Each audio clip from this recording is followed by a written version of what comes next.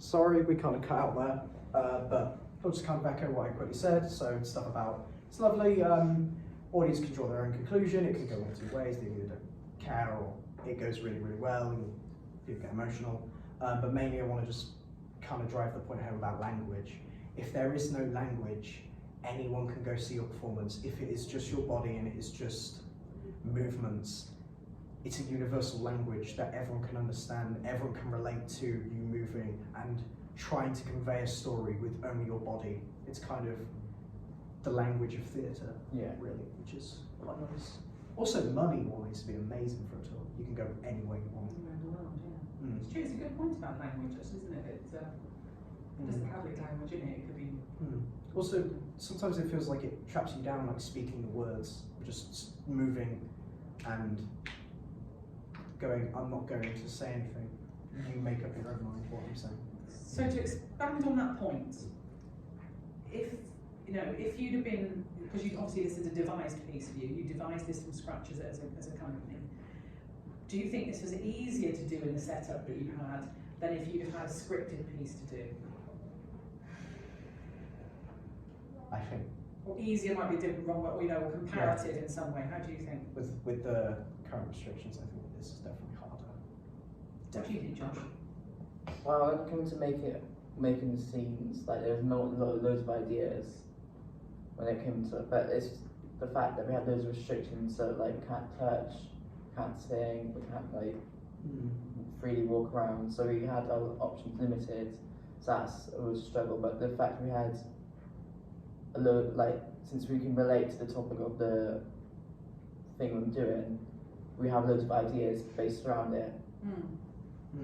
So the actual devising rather than the doing of it afterwards, do you think that was, say compare it to if you were rehearsing Twelfth Night in the same way, back online, doing it in separate settings and you weren't next to each other, or you had to devise an idea just from distance from each other, not the performance of it necessarily. What do you think is the... I think it was definitely harder because, again, a few main things. One, government guidelines. There's quite a lot of times where we came up with an idea with that we thought, this is so cool, this is amazing. Next thing you know, Can't do it. For instance, that person will be too close to him, he won't be in the guideline, scrapped, can't do it. And then you adapt, you create a new idea and run with it. And also other things, we do like to try things as a group, I think. We kind of throw everything into a bucket and just grab something and go, right, let's get up and try it. Okay, that doesn't work, let's kill it, move on. Next idea. Like the time passing. Yep, time passing. We went for it, didn't really like it, tried it again, did new things with it. So being on a video call and kind of going, oh yeah, let's try that, and then go, oh yeah, I'm not anywhere near you, am I? Kind of adapt it to online. We did do well with online, but one thing that was really hard, especially we didn't have long in the theatre together with each other, was we had all these ideas and we got back, we did work really fast and we went, right, try that, that one, that was good, scrap these, work on it, brushed it up, show. How do you find that as a way of working, using those techniques of having to do things really, really fast in a short time rather than taking ages and ages over it? I like taking ages. I like finicky working on a scene and going, I don't like that tiny little bit, can we adapt that? Also, I love being in film, and with film there's this wonderful opportunity to play, and we didn't get the opportunity to play. There's not enough room to play with the scene and go, test it with an audience member, going, how was that for you? Did you enjoy that? Are you getting the response that we're wanting? No, not quite, okay, back to the drawing board, try again. We didn't really get that chance. It was nice because it felt, you kind of got a rush with it, but on the whole I prefer to take my time. What about you, Josh? I mean, I was so thankful we had actual scenes though. I mean, going back into college with literally no ideas at all, but we had like a vague idea of what we're doing. Like we had the main scenes, then we had the chairs, duets, and then we adapted our online big space, small space to in person. And then we also changed Black Lives Matter, didn't we? Yeah. A lot. And then we added like the metronome, so everyone was doing it instead of just 4 people. The dream sequence. But it's the fact we had to. Was it 2 weeks or 3? Oh, I think it was 3. It was meant to be 2, but we got given an extra, didn't we? 2.5. Speed during an extra week. Yeah. Okay, so expanding on the kind of the fact that what you were talking about was what was going on in the world. That stimulus, because I was talking about it earlier on, the stimulus from my point of view when I wrote the brief was that the title was The New Normal, but that was just more about how you create work in isolation and how you still create physical work. But you actually decided as a group to run with it as the concept as well as the theme. So how did that stimulus work for you to get ideas? I mean, how did it feel using that as a starting point? Kind of did inspire me, like really kind of made me have more of a drive. Again, I do like to take things slow, but this time I was like, gotta do it. It's a challenge. And it's very current as well. Oh yeah. Can't touch each other, can't go near each other, you have to wear a mask constantly. Can't rehearse together, can't do this, can't do this, can't do this, can't do this. I just saw it as a challenge. So I was like, yeah, let's do it. Let's see if we can create work in this situation. And I think as actors now, we're so fast adapting to everything. We're getting so strong at making work, making material. I think it's a blessing in disguise, weirdly to say, like having a real big challenge. Can we do something, make it interesting, but with all of these restrictions on us?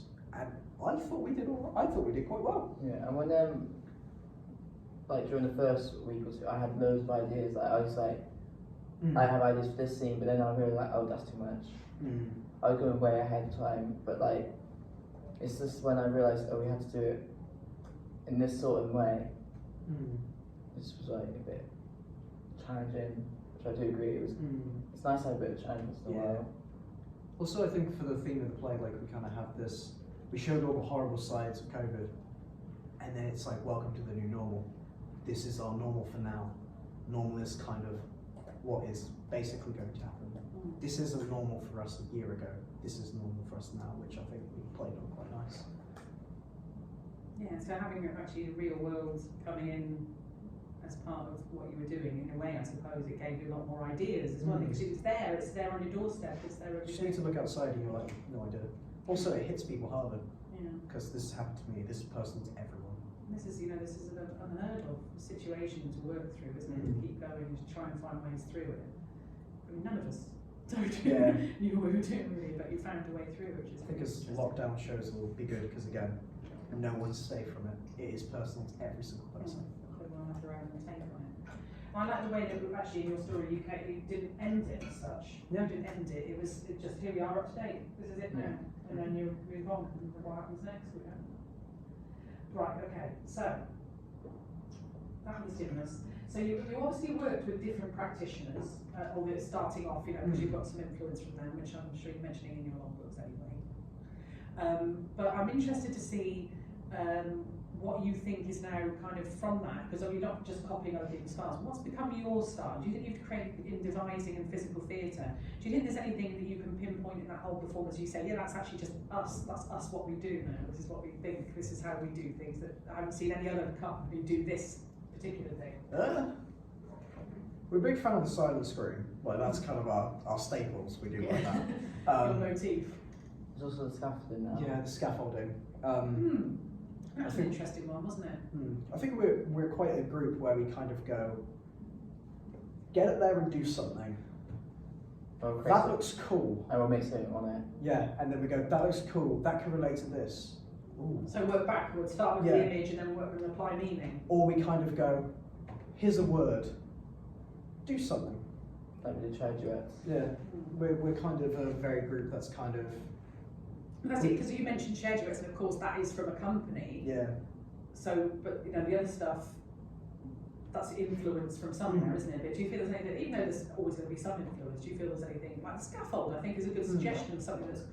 because I was talking to Jamie about this earlier on actually, there's 3 versions of the scaffold in that performance and each one was very different, which would suggest that everyone's brought their own thing to it rather than copying a particular style. We only got given like one thing for it. It was basically, oh, relationship, oh, this, friends. And everything was so different, really, really different. It was interesting. And I think as a group we're quite good at, obviously with the COVID restrictions, but we don't like restrictions. We kind of go, see what happens. It's no fun. Yeah, see what happens. Oh, that's cool. That's in it now. Scaffolding was one of the best parts, I believe. Yeah. Yeah. Scaffolding was strong. Yeah. Also Just, fitting around COVID. yeah, because like what me and Tanya had, we had boredom, then we had exercise, and we had trying to reach out to people. Then the last bit, trying to find each other. But and then yours was friendship, and then Yeah, I was trying to starting find off each as other. pure boredom. You can't see the lads. Next. Oh yeah, it's kind of that thing of, oh, there's my mate again. And then trying to get a bit physically fit before you see your mate. And then you finally see them again. And me and Kieran both shared in this idea of, it's so wonderful just to be stupid again with your friends. I did Like when he falls, I was there like, if my mate fell over and if I hadn't seen him for a while, that's gonna kill me. And it was just nice to see. But again, as a group, we're just very much. Let's have a go. Well, that ties into the next question really, is working within a group, working within the ensemble. How do you find that as a concept, working with you from a distance and working, obviously working together on the I think I'm very strong with working with people personally. We're a very strong group, especially with me and Kieran. I cannot applaud that man enough for working with me with my vertigo. I obviously didn't know I was going to have vertigo at the time, but what's happening? it's getting better. I've been to ask that. How are you feeling? So. Oh, you haven't fully recovered yet. 4 weeks. I've got 4 weeks left apparently. But I thought I was going to get better in time. So I kept saying to Kieran, we'll plan it out. And I just wasn't getting any better. So I went back to the doctors and they were like, yeah, this isn't going to get better at all. And then we were mature enough as a group. Jess and Catherine were fantastic with me, especially. They kind of understood. They were like, if you need to sit down, sit down. So as a group, everyone was very supportive of me, especially. And you worked the running order as well, didn't they? Oh yeah. The idea was my vertigo would kick in as soon as we did our scaffolding, because I couldn't handle the moving up and down. So I basically just said, can we please move it? So instead of me and Kieran being at the start and me being dizzy throughout, we moved it to the end. So as soon as I'm finished, I can go lay down. And as a group, we work around it really, really well. But mainly, I will give a huge shout out to Kieran. How are you, Josh, working as part of the group? I think we were like a close group, and all of us had like loads of ideas. It can be great, but then also it could be like there's too many chefs in the kitchen. But then like we've got the 2 leaders, which is Jess and Catherine, who. It was good. Do you think it was good because they were kind of coming at it from different angle, like different units? Yeah. So they had to be business-like managers of it rather than. And also, they kind of didn't have their own say on it because they weren't in it. Yeah. So it was purely impartial. So they could be separate, separate from it. That worked actually. I think that worked really well. So again, I think it's a challenge as well. Again, we do like to try loads of things. We do work together. Whenever it's throwing everything in and we don't have a lot of time, it was kind of, you do yours, go. And some people didn't get to do their ideas, which might have got in the piece, but we didn't have time, obviously. It's the realities, I suppose, working in the way that we were working at the time. Okay, so what did you bring to it, Ed? What did you think you bring? What were your skills that you brought to it? Do you think in particular to do with devising and movement, maybe even? So I'll start off physically. Very physically fit. I'll do anything really. So stuff like lifting myself. Not so great on flexibility, but I'm impressed with the strides I've made. I'm more flexible than I was, but obviously I couldn't show it off because I would have fell over. So I thought what I brought to the table was kind of energy, really, and also devising wise, really kind of looking at things from a safe point of view, like it's that I would say if someone was breaking COVID rules, I was kind of like, hey, don't, we'll get in trouble, sort of thing. And coming up with ideas wise, I do throw a lot of things into the pot, kind of constantly swing and a miss. That doesn't work, oh that does, yeah, go have a go, sort of thing. So I think just rampant, random ideas that are most of the time thought through. But one that is good. What do you think you bring to it, Josh, the devising and the process? I think might need a little recap because I know when we went online, I suggested this one him hands exercise, which was like how people acted throughout lockdown. And then there was this devising thing, this workshop.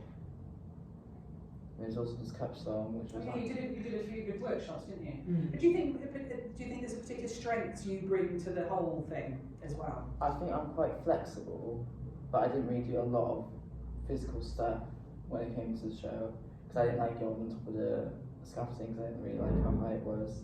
But when we did have that one scaffolding scene when me and Anne were cleaning it, I was able to do a bit of like counterbalancing. I was able to like, is this right to like slither through the bars like that easily. But I do struggle with my balance still. Okay, so that could be, so we'll move on to then your areas for development. It's my balancing, which I'm still struggling with a little bit. I got on better with my rhythm because I've noticed during the Battle of scene I was a little bit behind. After I got something out, I made sure to count in my head the beats and to watch the person in front of me so I know that I'm actually in time. And then I asked for feedback afterwards, and then the person said, yeah, you did better this time, you're in time. Okay. So what about devising? As a deviser, what do you still want to get better at with that? Would physicality be one? Could be, I suppose. I do struggle with my physicality because I can, if someone asks me to be an old man, I can like act like one, but I can't sound one like one or like have the mannerisms fully. But I struggle to break the barrier and go past it because I feel like this might sound stupid. I feel like I can I'll be judged or I'll be embarrassed. Yeah. So what could that be a sort of area, how would you describe that as an area of development? Is that to do with confidence or is that to do It's a bit of confidence. character development or? They're both. But actually creating material, bringing ideas to material, do you think do you think you're good at that or do you think you let other people lead and you kind of follow or do you throw stuff in as well?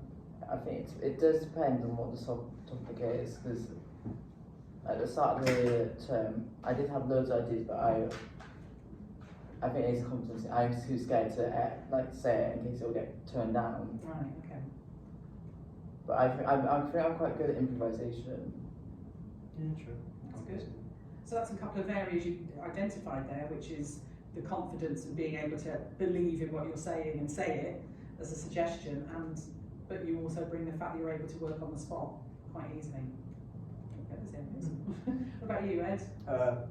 Or my workshop made its way kind of into the performance with my knowledge of stage combat. I've done a lot of stage combat, so put that in my workshop and it made it into the show. So there was actually a combat part which I advised people on, like how to react, how to take the hit, how to do a hit, sort of things like that.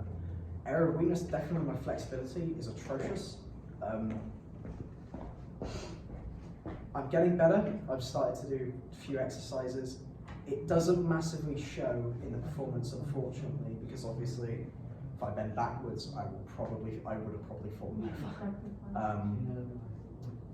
So I was kind of, you can see in my scaffolding, I was relying more on things that I'm good at, my strength So I suppose that was something you didn't have any control over, wasn't it? The vertigo part of things. So okay, so talking about devising, what would you think you still want to get better? I'd like to pinpoint, and I just picked up when you were talking, as you talked about how you like time to go. Look, obviously with devising sometimes it can be a very quick process. So what do you think that might be also an area for development? I think I like to really fine tune things, because otherwise I kind of go, is that good? Is that good? Have we tested it? Kind of just confidence to say, here's the piece. Here you go. Yeah. First time, no messing around. There you go. So No. being able to give it over to somebody and say, there it is. No, it's ready. Okay. So anything you'd like to add or to review to that conversation? Pretty much it. Okay, thank you very much.